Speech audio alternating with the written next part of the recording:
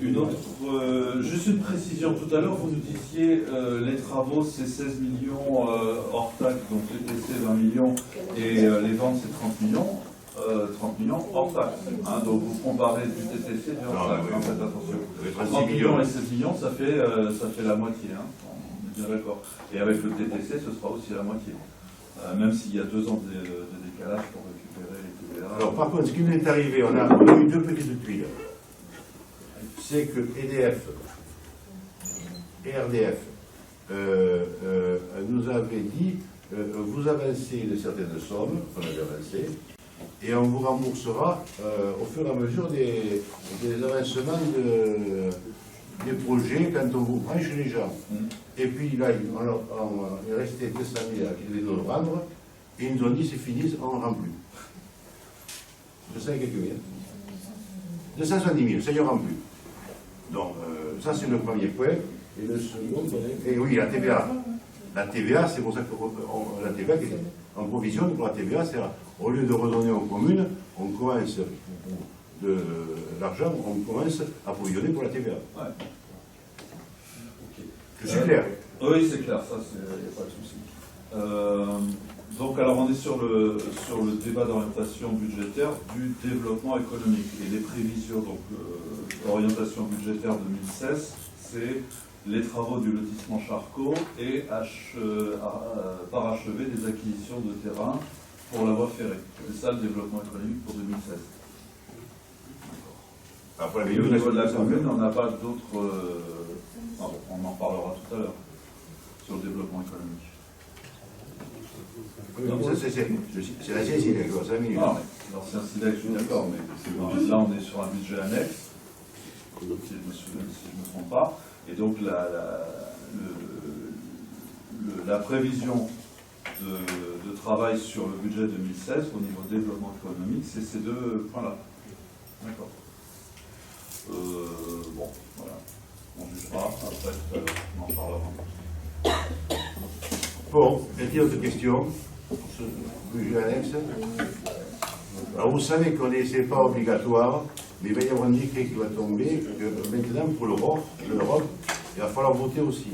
Alors comme on l'a fait au niveau de la communauté de communes, comme on l'a fait au niveau du CAS, je n'ai pas voulu vous faire la remarque comme peut-être commune, mais la nouvelle loi demande à ce qu'on valide, on prenne acte par un vote du budget, mais on ne vote pas le rapport d'orientation, on vote par on a acté qu'on l'a eu. Non, mais ça c'était ça, on a acté, mais il va y avoir un vote, le décret n'est pas sorti, et ça c'est des documents qu'on va chercher, le décret n'est pas sorti.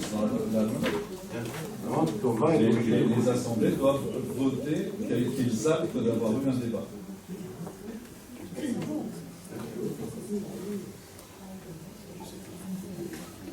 Bon, alors, vous êtes bien de tous? Ouais. Ok. Donc, on va passer au jeu. Écoutez, je suis entouré de 2 charmantes comptables financières. On va peut-être libérer Mme Marchand. Oui, Mme en la remerciant. On va la remercier pour son travail. Ouais, je peux dire que nous avons des gens, c'est pas pour faire plaisir, mais nous avons quand même en mairie et à la CCST des gens extraordinaires. Parce que Mme Marchand, il faut savoir qu'elle est très humble, mais elle s'occupe de la trésorerie, elle s'occupe des marchés pour les travaux, elle s'occupe avec la commerciale de téléphoner au notaire, de faire venir les géomètres, etc. C'est un sacré boulot dans le cadre du SIDEX, et le reste, elle a fait. Et je tenais à le dire publiquement aussi.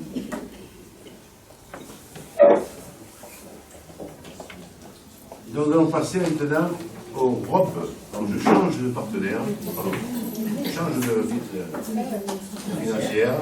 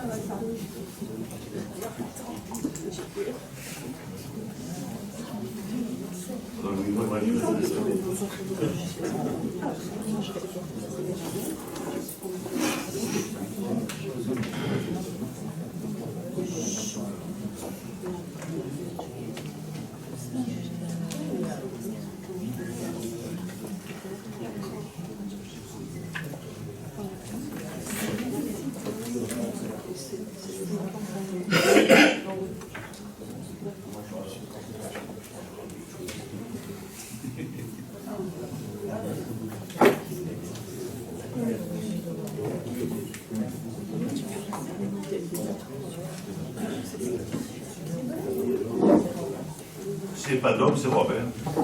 C'est pas encore, c'est l'Europe. Donc, vous tournez les pages, madame. Vous tournez les pages.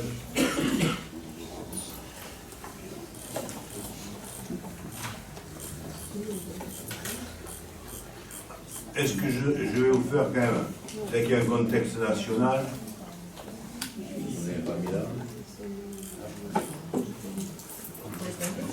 Non, je vais, le contexte national, on le connaît, je pense.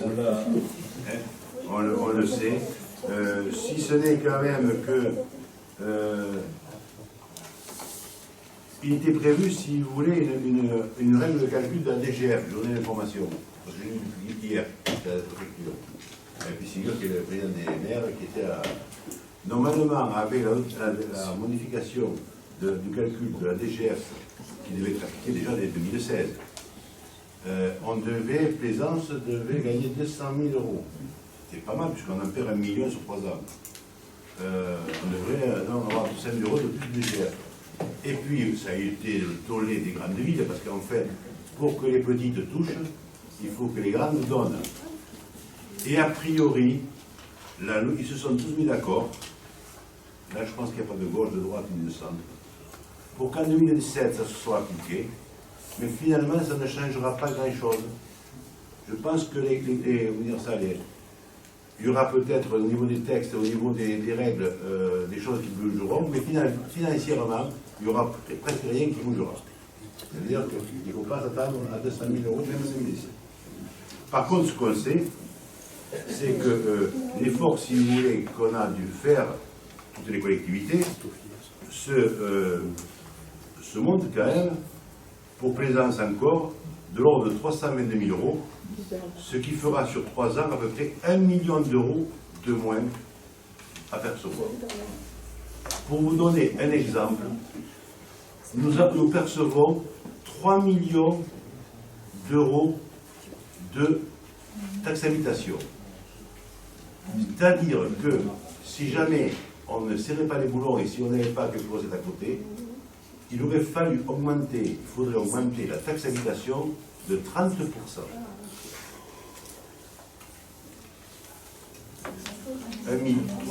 3 millions de recettes de taxe d'habitation, 1 million de moins de l'État, il aurait fallu augmenter 30% de la taxe d'habitation.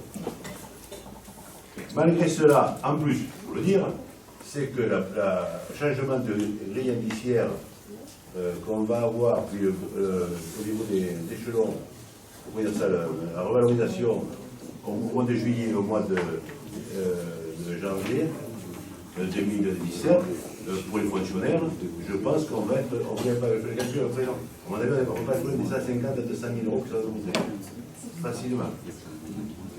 Donc, ce qui veut dire que non seulement on a 1 million de moins, mais il faut s'apprêter à avoir 150 pour le minimum à 200 000 euros de moins d'ici l'année prochaine. Donc, voilà un petit peu la situation sur laquelle il faut être confronté. Ce qui d'ailleurs, vous le voyez bien, fait que Toulouse a augmenté ses impôts, que la métropole avait prévu de 15% sur 2 ans, que Colomiers augmente ses impôts de 5%, que Sicoval augmente ses impôts de 4 ou 5%, et que, j'ai appris, le Muretin augmenterait les impôts à peu près dans la même quantité, dans la même valeur. Donc, ce qui veut dire qu'on est dans un contexte quand même relativement délicat. Vous n'avez pas ça non plus, non? Vous n'avez pas tout mis. Bon, je vais vous dire le papier. Je rappelle quand même aussi que la potentiel fiscal sur DGF, on fait partie quand même des communes qui encore sont des communes relativement pauvres. Et si on peut s'en sortir, c'est parce qu'on a, au niveau des dépenses, on fait attention. Et c'est surtout que, dernièrement, ces dernières années, on a eu comme des rentrées non négligeables par rapport à, il faut le dire, la minute des Bernadets. Pour vous donner un exemple concret, parce que ça, c'est par là. C'est créé par là. En 2000 plutôt, la taxe d'habitation représentait 1 500 000. En 2010. En 2016, 3 millions, c'est-à-dire on double. Le foncier bâti représentait en 2000 1 890 000. Grosso modo, un peu plus que la taxe d'habitation. On le sait, on payait plus en taxe foncière, mais c'était du même ordre. Pour la taxe foncière en 2016, on passe à 5 265 000. C'est-à-dire que la taxe d'habitation est multipliée par 2 en termes de rentrée, alors que la taxe foncière est multipliée pratiquement par 3. Et dans le même temps, la taxe d'habitation, qui était de 14,1%, le taux communal en 2000, est passé à 13,68. C'est-à-dire que nous avons baissé depuis 2000 la taxe d'habitation, le taux de la taxe d'habitation, ce que nous votons par rapport, nous, aux rentrées communales, et que nous n'avons pas changé depuis 2010, c'est toujours à 13,68. Alors, oui, on a une augmentation des impôts, oui, il y a la valeur locative qui augmente, qui est décidée par l'État qui augmente, et il y a également, pour ces chiffres, c'est basé aussi par des nouvelles rentrées, comme je disais, essentiellement avec la taxe foncière, par des rentrées économiques, puisque les entreprises payent la taxe foncière. Et plus ils ont des grands bâtiments, plus ils payent cher. Donc c'est quand même pour vous dire, et le foncier bâti était en 2012, attendez, je ne veux pas de bêtises, le foncier bâti en 2012, son taux était de... Je m'y prends maintenant. 28,40, oui, 28,40. Et il est en 2016 de 28,40. Et en 2012, on n'a pas changé. Et alors, on avait augmenté, non, c'est ça, 28,40. On n'a pas changé non plus. Donc, quand il y a des augmentations sur les feuilles d'impôt, c'est bien sûr la valeur locative qui augmente de votre habitation. Et après, il y a peut-être à côté des colonnes qui sont des colonnes d'autres collectivités. Et là, je ne peux pas, en président, ne contrôle pas les taux d'autres collectivités. Mais nous, depuis des années, donc, on n'a pas bougé nos taux. Donc, au 31/12/2015, ce qu'on peut dire, c'est que, et vous avez dans la comparaison 2011, 2012, 2013, 2014, 2015, nous sommes avec un budget de 20 607 733 €. Avec, bon, vous avez les grandes lignes là, impôts et taxes de 11 747 000, dotations et subventions reçues de 5,9 millions essentiellement, et puis les produits exceptionnels, et ça il faut y revenir aussi, c'est en particulier la vente d'intérêts dans la minute. Parce que ce qu'on s'aperçoit quand on va voir qu'on a un peu d'argent de côté, mais si l'argent de côté, c'est, tout à l'heure j'ai parlé du SINEX, on avait 3,6 millions qu'on avait déjà perçu du SINEX, plus l'année dernière, étant donné qu'il y avait eu des rentrées d'argent par les entreprises, on a augmenté la dotation de solidarité de la communauté de communes de 270 000, c'est-à-dire qu'on a presque 4 millions qui viennent de, on pourrait dire, c'est un peu la cagnotte du loto, qui viennent de l'extérieur. Qui viennent de l'extérieur, que finalement, si on n'avait pas eu la minute, on ne les aurait pas eu. Et si bien qu'aujourd'hui, même si on a encore de l'argent qui reste, il faut savoir, compte tenu de la ponction que fait l'État aujourd'hui, les simulations qu'on a pu faire montrent que si on ne faisait rien, si on n'avait pas si on ne serait pas les vis, etc., on se retrouverait à presque 500 700 000 euros dans les 2 ans à venir de déficit entre recettes et dépenses au niveau du budget de fonctionnement. Donc, ce qui signifie qu'il faut continuer à persévérer pour,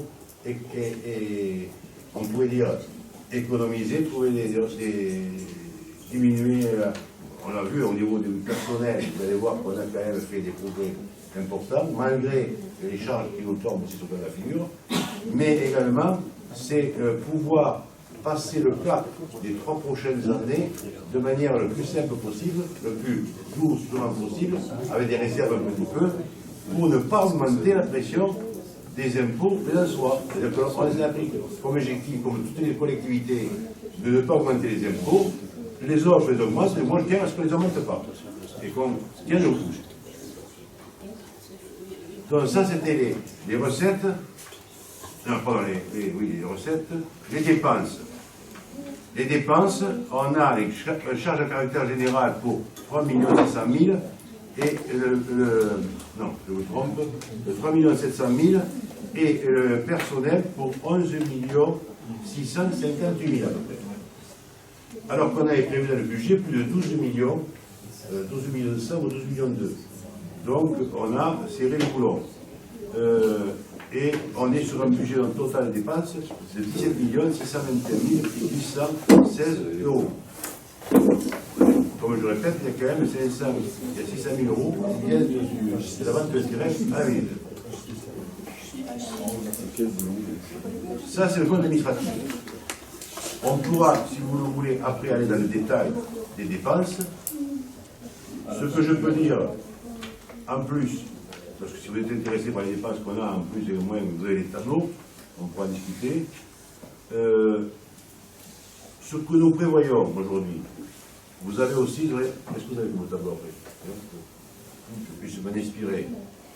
Ce qui fait un résultat cumulé, bien sûr, de 7 162 000, mais là, pour vous expliquer, il y a quand même 1,2 million qu'il va falloir prévoir affecté pour rembourser le capital en 2016, dont on sera sur la base de 6 millions, et sur ces 6 millions, il y a 4 millions qui viennent de vente de terrain ou autre chose. Si bien que, en fait, la marge de manœuvre de la commune, aujourd'hui, depuis plusieurs années, est que de 2 millions. Et je vous l'ai dit tout à l'heure, que 2 millions, c'était vite dépensé. Parce qu'il y a l'effet ciseaux, c'est vite dépensé, on est vite coincé. Continuez. Alors, en investissement, le résultat d'investissement 2014 est de 687 995,90 euros. Et le résultat de l'exercice 2015 de 822 177 euros. Dans le résultat cumulé 2014-2015, on est à 1 520 000. Mais il faut savoir qu'on a des dépenses qui sont reportées sur 2016, qu'on n'a pas faites, pour 1 718 000. Mais on a aussi des recettes qui sont reportées sur 2016, qu'on n'a pas touché encore, pour 576 000. Donc, en investissement, on sera sur un excédent en gros de 378 114 euros lorsqu'on aura fini de faire tout ce qu'on avait à faire, qu'on avait prévu de faire en 2015.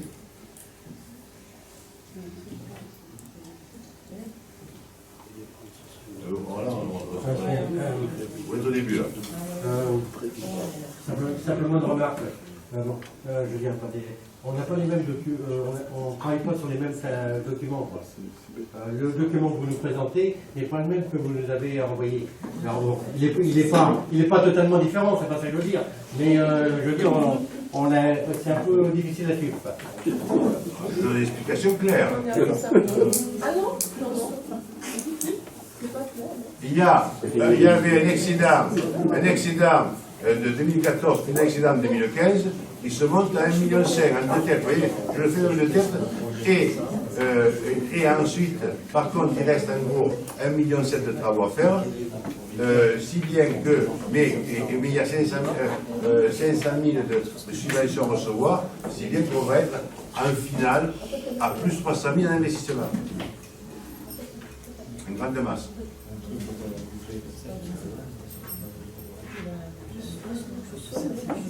Oui, c'est le gentil.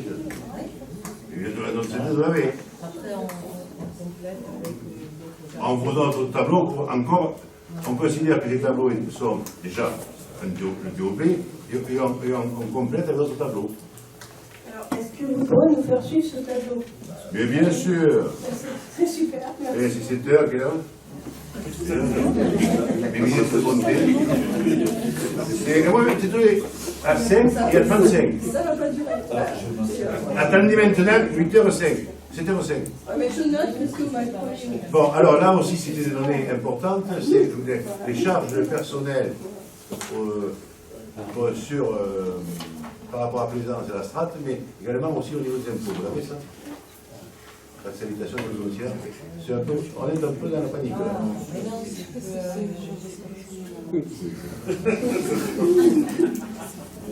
Voilà, c'est ça.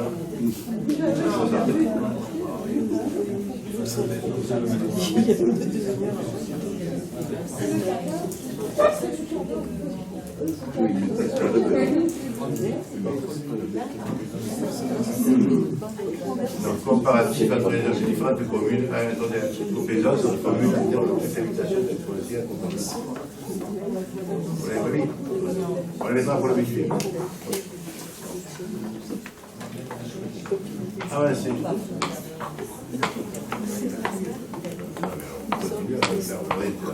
Là, on va pas reprendre la chronologie. Alors,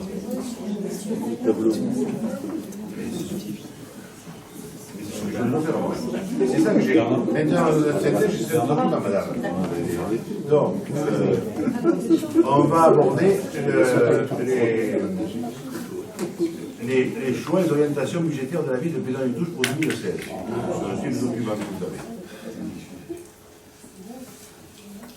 On vous a donné également là le total prévisionnel de l'expédition de la dette. Vous voyez qu'en 2016, nous sommes avec un encours de 9 700 000. Et pour prendre un exemple, en 2020, nous serons sur un encours de 5,5 millions. C'est-à-dire qu'il y a en gros 4 millions d'encours différents.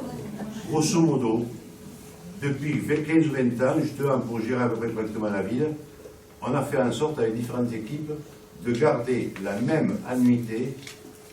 On n'a pas augmenté l'annuité, on a toujours la même dette, même si nos budgets augmentent, on garde le même endettement pour la commune. Si bien que pour arriver jusqu'en 2020, on sait qu'on a le potentiel de pouvoir emprunter à peu près 4 millions d'euros pour les 3 ans, 4 ans qui restent. 4 millions d'euros. C'est-à-dire un emprunt de 1 million d'euros par an pour la commune permet de maintenir tout simplement le taux d'endettement de la commune.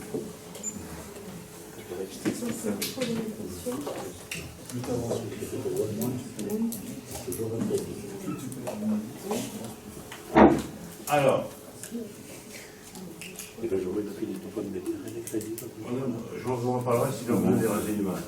Bon, ensuite, je vais rester donc au niveau du débat d'orientation budgétaire.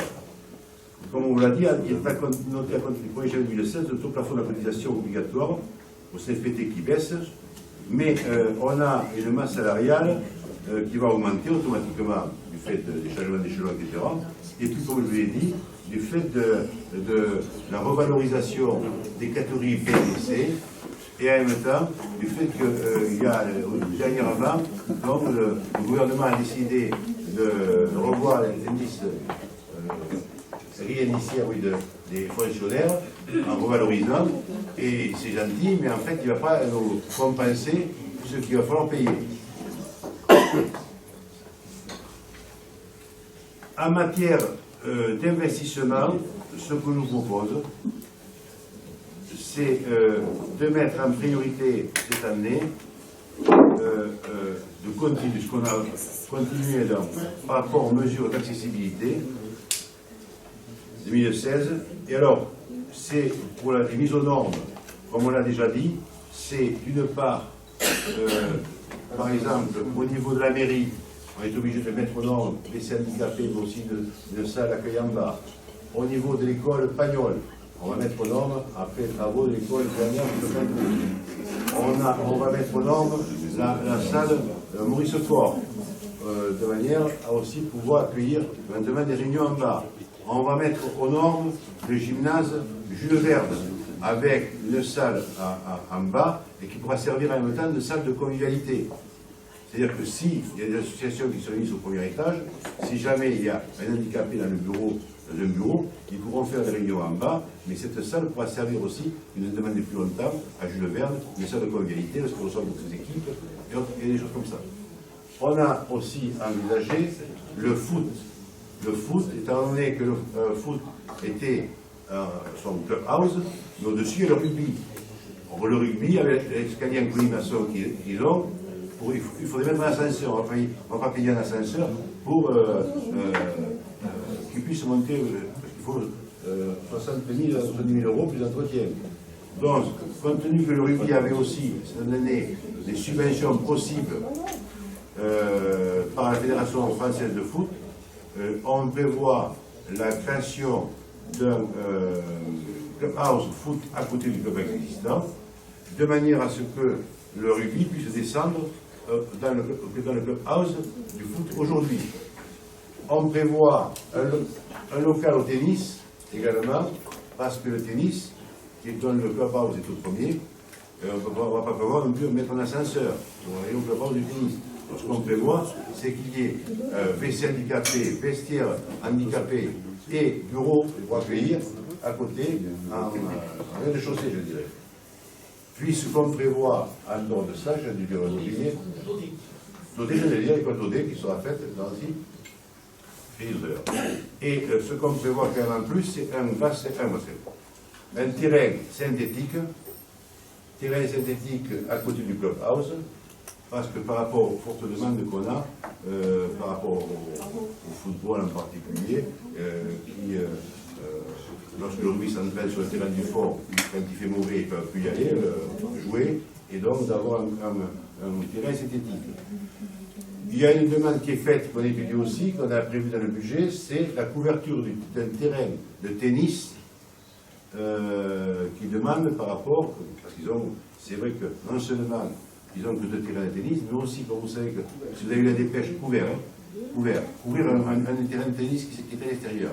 Ils n'en ont que 2 couverts, et vous avez eu la dépêche aujourd'hui, c'est qu'aujourd'hui, les gens qui font du tennis veulent avoir des clubs, des tennis couverts, et comme on a des communes autour qui ont couvert pas mal de tennis, en particulier, j'ai aujourd'hui que Colombier était maintenant le premier club au niveau de la Haute-Garonne, ça joue, vous dire pourquoi, parce que à ce moment-là, si jamais vous n'êtes pas au top un petit peu, ou bien installé, les gens vont ailleurs.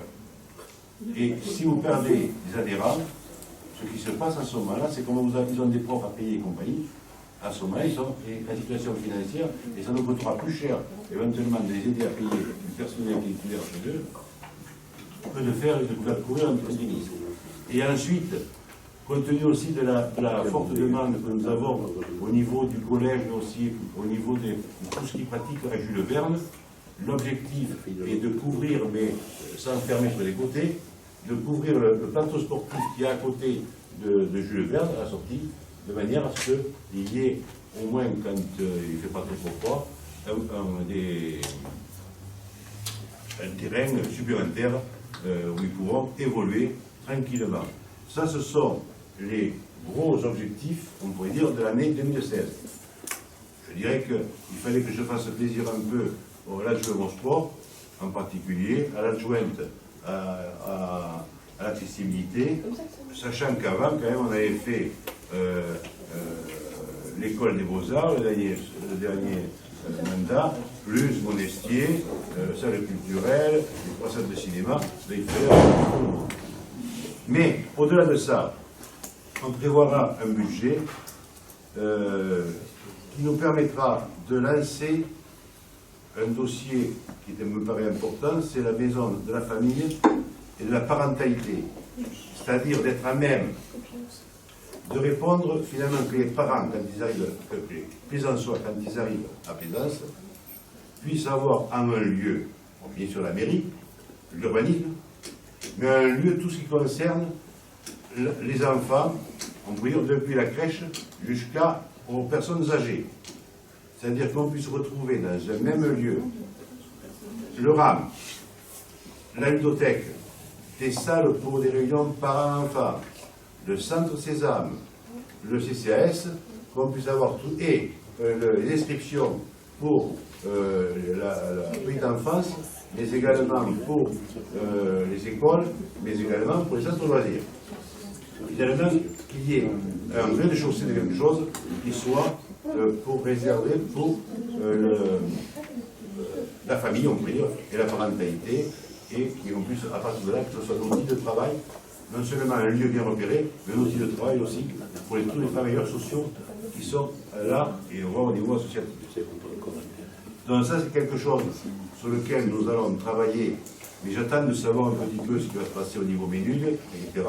Et je pense qu'après, on se retrouvera pour définir un petit peu la stratégie, où le placer, et quelques idées, où le mettre, etc. Il y a aussi le second point, c'est par rapport à l'évolution des effectifs, et c'est de voir les besoins nouveaux par rapport aux groupes scolaires, par rapport à des aménagements éventuellement, par rapport aussi, nous avons un problème à régler qui est la restauration, par exemple à Payon, où l'ancienne ville centrale ne répond plus, je pourrais dire, aux normes actuelles, et par conséquent, il va falloir qu'on travaille là-dessus aussi assez rapidement. Et ensuite, c'est en fonction, je dis, des ressources que nous aurons, c'est lancé aussi, on a été voir monsieur le directeur et madame la DRH, madame Cariotto, on a été voir la directrice de la médiathèque de Toulouse pour voir l'évolution de la bibliothèque aujourd'hui en médiathèque, de pouvoir envisager ce secteur-là. Sans oublier, c'est pour ça que je vous dis qu'il va falloir de l'argent, et que le loto de la MENUD va nous être utile. Sans oublier que nous allons avoir des travaux complémentaires à faire par rapport à l'INIO, parce que l'INIO va refaire toute la 132 de A à Z, depuis chez Jérôme jusqu'à l'entrée de Plaisance. Ils vont, jusqu'à l'Intermarché, en fait, ils vont refaire tout de façade à façade.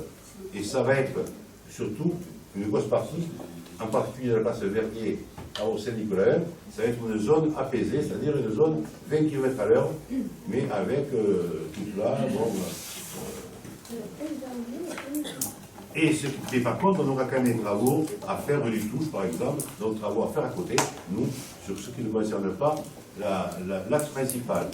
Et puis, Martin Comas vous dirait qu'il est bien placé pour le savoir, qu'à partir du moment où nous allons avoir, d'ici la fin de l'année, l'étude sur l'ensemble du budget de la commune, il y a des travaux qui vont être faits. On sait, je prends un exemple concret, on sait qu'un des points bas du creux qu'il y a à Plaisance, c'est entre la rue Béoulag, le croisement rue Béoulag, 8 mai. Puis hop, toute l'eau s'accumule là. Donc c'est tôt, il va falloir qu'il descende en haut de partout.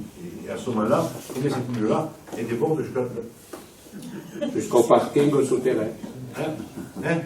Jusqu'au parking souterrain. Oui, non, mais c'est pas le parking qui pompe, c'est nos rues sont pas prêtes. Donc, ce qui veut dire que, par exemple, la rue du Pas-Dessus ou la rue Béoulag, mais la rue du Pas-Dessus, parce que probablement, comme il n'y a pas en plus de réseau, si j'ai bien compris, il n'y a pas de réseau entre la rue de Béoulag et la rue du Pas-Dessus. Dans la rue de 8 mai, il n'y a pas de réseau. Donc, l'idée, on verra si tu le dis, mais l'idée sera probablement de prendre la flotte à ce point-là, peut-être de venir donc rue du 8 mai sur la rue du Pas-Dessus, et après d'amener l'eau jusqu'à Jérôme à peu près, puisque là il y a un 1600 qui se trouve. Ce qui veut dire que, imaginez-vous que si on met un gros tuyau dans la rue du Pas-Dessus, vu la largeur de la rue du Pas-Dessus, il va falloir après refaire la rue du Pas-Dessus. Et quitte à la faire, c'est pas refaire des petits trottoirs comme ça, mais faire également une rue apaisée, qui soit plate, et qu'on puisse circuler, où le piéton et l'employé à la poussette seront prioritaires devant la voiture. Donc, ce qui veut dire que ces travaux-là, par sa division, nous sommes sur une base de, à peu près, à mon avis, au moins de 10 millions d'euros à dépenser, 10 à 12 millions d'euros à dépenser, entre tout ce que je viens de vous dire de nouveau. Si bien que si je considère qu'il nous reste encore quelques argent de la MENUD, comme on l'a dit tout à l'heure, de nos budgets annexes, il nous sera très très utile pour faire ces travaux-là, avec encore une autre explication. C'est que, et ce sera presque la dernière, c'est que quand on fait 10 millions d'euros, quand on faisait 10 millions d'euros à l'époque, il y a encore 2 ans, le Conseil général a amené à peu près 4 millions sur 10 millions. Maintenant, il nous amènera 300 000 € maximum par an. Vous suivez? Vous dépensez 10 millions ou 1 million, il amènera 300 000. Son plafond pour une école c'est trop quasiment. Une école, ce sera 300 000. N'importe quel travail qu'on fera, ce sera 300 000. La voirie, ce sera même moins. Ce sera une subvention, mettons, une subvention jusqu'à 200 000, même pas. On aura 150 000 euros de subvention. Qu'on fasse 300 000 ou 400 000 de travaux ou 1 million, on aura 150 000. Ouais. Donc, ça veut dire qu'il faut non seulement qu'en termes de fonctionnement, on évite l'effet ciseau, vous dites tout à l'heure, par rapport aux augmentations, en particulier de la masse salariale, c'est normal, mais tout ce qui nous tombe sur la figure, et surtout les diminutions de dotation de l'État. Et en investissement, il faut qu'on anticipe, si on veut réaliser des choses, parce qu'on ne peut plus compter sur les 40% du Conseil général. À l'époque, pratiquement, on vivait à crédit à moitié. Parce que le Conseil général nous apportait presque la moitié de ce qu'on faisait. Maintenant, soyons clairs, il nous amènera au maximum 900 000 € sur l'ensemble des 3 ou 4 années qui arrivent. Voilà un petit peu, si vous voulez, on est prêt à répondre à vos questions, aux interrogations, mais en termes d'orientation budgétaire, c'est un peu ce que je peux vous proposer pour, de manière globale, une grande idée d'orientation budgétaire. Puisqu'on aura l'occasion d'ici 14 jours, 3 semaines, le 14 avril, de pouvoir parler de manière plus précise, avec les chiffres en face, de tout ce qui est écrit. Je vous laisse la parole. Moi, ce que je voulais revenir, c'est sur les dépenses qui ont augmenté. C'est-à-dire qu'à la page 6 là, du document que vous nous avez fourni... Attendez, je me fais sourd, moi. Page 6. Page 6. Est-ce qu'on a le même document là? Si vous n'avez pas le même tableau, vous savez le même document. C'est le document que vous m'avez envoyé. Mais c'est ma faute parce que je n'ai pas préparé avec elle au départ. Non, ma question était la suivante. Concernant le poste énergie et électricité, vous parlez d'une augmentation de 33 500 € concernant les tarifs d'électricité et le coût de Monestier. Donc, la réflexion était la suivante, c'est qu'en avril 2015, on a fait une délibération concernant l'extinction des lumières de 1h à 5h30 du matin, et donc on devait réaliser des économies. Bon, bien sûr, ça démarrait qu'à partir du mois d'avril, pas à partir de janvier. Donc, on ne comprend pas que c'est... bon, effectivement, il y a eu des coûts d'augmentation d'énergie, mais en plus de ça, à Monestier, est-ce qu'il y a un classement énergétique des bâtiments? Parce que, bon, est-ce qu'il y a quelque chose je veux dire, à des économies à réaliser, ou est-ce qu'on est obligé de les subir? Est-ce que quelqu'un veut répondre à la place sur les économies d'énergie? Monestier, c'est un nouveau bâtiment. Un nouveau bâtiment. Et il faut considérer que quand vous faites un bâtiment, 10% de charge en plus. Monestier, c'est un nouveau bâtiment. On a créé 2 salles de cinéma de plus. On a créé 2 salles de spectacle, une salle de spectacle, une salle des fêtes. Des locaux pour les jeunes, qui ont été agrandis, plus de réunion. Il y a tous les bâtiments en face. C'est 4 000 mètres carrés de plus de bâtiments qu'il y avait auparavant.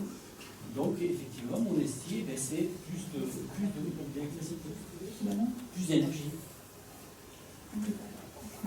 On ne se rend pas compte, mais il y a de la place. Parce que le point jeune, tout le premier étage qui a été fait, les salles qu'on parle, les cinéma, toutes les salles de répétition en face, etc., ça fait une sacrée surface. Donc les économies qu'on a pu réaliser avec l'extinction des lumières la nuit, elles ne sont pas significatives alors. Attendez, ne confondons pas les portes, parce que ça pourrait être plus cher. On pourrait avoir plus de 30 000, monsieur Courmas. Il est plutôt pour répondre encore, je m'en suis occupé, les techniciens travaillent sur ça, puisqu'on reçoit les factures, les analyses maintenant. On peut d'ores et déjà dire, puisqu'on a fait l'extension sur la moitié de TGS à partir du mois d'avril, comme vous venez de dire, on a estimé qu'on ferait une économie sur le total de 40 000 euros, 45 000 par an. On peut dire aujourd'hui, et on vous apportera les chiffres prochainement, qu'on peut être déjà à 15 à 20 000 euros d'économie. Il faut savoir aussi que les réseaux, on fait des extensions de réseaux, mais là on ne parle uniquement que de l'éclairage public. Après, ça vient en moins, mais en plus, il y a des nouvelles salles, il y a des extensions d'éclairage public qui se font aussi. C'est pour ça qu'on ne retourne pas forcément à moins. On vous dira combien on a économisé sur l'éclairage public. Et après, les dépenses totales d'énergie, il faut compter tout ce qui est en plus. Oui, il y a, ne serait-ce que si vous voulez, les nouveaux lotissements qu'on prend au fur et à mesure en compte, il faut les éclairer jusqu'à minuit, donc on va faire des économies, mais au fur et à mesure on a une nouvelle dépense. Alors, je voudrais, tu continues, mais soyons clairs, j'ai fait exprès cette année de ne pas rentrer dans les détails. Pourquoi? Parce que ces détails sont des détails en fait sur le compte administratif qu'on vous a présenté à les grandes lignes, mais c'est ce qu'on discutera réellement au moment du budget. Le débat d'orientation, c'est donner les grandes lignes. Mais pour vous donner les grandes lignes, j'ai souhaité pouvoir que vous ayez les éléments. Mais je crois que ça sera au moment du budget qu'on parlera réellement de chaque ligne en détail. C'est pas que je ne pas, mais... Justement, concernant la future réunion du 4 avril de la Commission Finances, est-ce qu'on pourra avoir une évaluation concernant le point d'indice, la réévaluation du point d'indice des fonctionnaires qui a été réévalué, que vous avez parlé tout à l'heure? Oui, on va faire le calcul, ça c'est sûr, que parce que l'impact. Et je ne pensais pas aussi, c'est que les catégories C et B vont être valorisées aussi. Il y a des lycéens qui les échelles vont être payés davantage, les échelles sont plus hautes. Il n'y aura pas l'ancienneté ni au minimum, mais ça sera plutôt au minimum plutôt que l'ancienneté. Les impacts, tu voulais dire quelque chose? Non, je voulais juste rajouter dans le cadre des économies d'énergie, par exemple, on parle de l'accessibilité sur Pagnol, on ne s'est pas contenté de faire uniquement des travaux pour l'accessibilité. Pagnol, l'école de Pagnol, c'est un groupe scolaire qui est très énergivore. Donc, dans le même temps donc, on faisait ces travaux d'accessibilité, on en a profité pour abaisser les plafonds, pour diminuer les volumes donc, chauffés, et on a également changé les deux chaudières, on a les deux chaudières à condensation pour justement faire des diminutions. Alors ça, aujourd'hui, je ne suis pas en mesure de vous donner les résultats parce que ça démarre cette année. Alors, il faudra attendre l'année prochaine pour vous dire, oui, voilà ce qu'on consommait à Pagnol, voilà ce qu'on consomme aujourd'hui. On le fait aussi au fur et à mesure. Hein. On a changé aussi la chaudière de Daudet qui chauffe aussi l'extension du blé. Donc ça c'est on passe à un échange de chaudière, un nouveau modèle qui nous permet de faire l'économie. Voilà, après, il faut attendre un petit peu de temps pour pouvoir avoir les chiffres de C'est-à-dire qu'à l'heure actuelle, on sait dans les bâtiments que possède la commune, les bâtiments qui sont un peu plus gourmands en énergie. Oui, et c'était l'école Pagnol qui était la plus énergétique. 30% de budget de l'école. C'est pour ça qu'on a isolé en même temps. C'est pour ça qu'on a isolé et on a essayé de et on a changé.